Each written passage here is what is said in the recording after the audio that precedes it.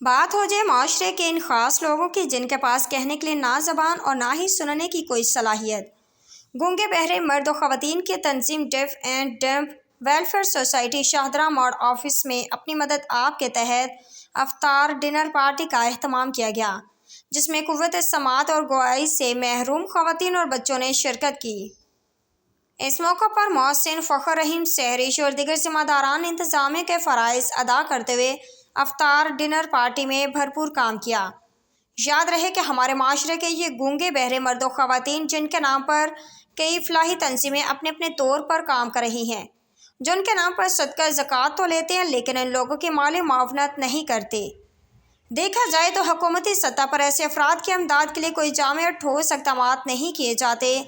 ڈیف and dumb welfare society Shahdara کے گونگے بہرے افراد مختلف شعبوں میں کام کر کے اپنے بچوں کا پیٹ پالتے ہیں۔ گونگے بہرے مرد و خواتین کے ایسے بچے جو قوت سماعت اور گواہی سے محروم ہوں، ان بچوں کو بھی عام شہریوں کی طرح تعلیم بھی دی جاتی ہے۔ Deaf and dumb welfare society Shahdara office میں افطار ڈنر پارٹی کے اختتام پر بچوں میں انعامات بھی تقسیم کیے گئے۔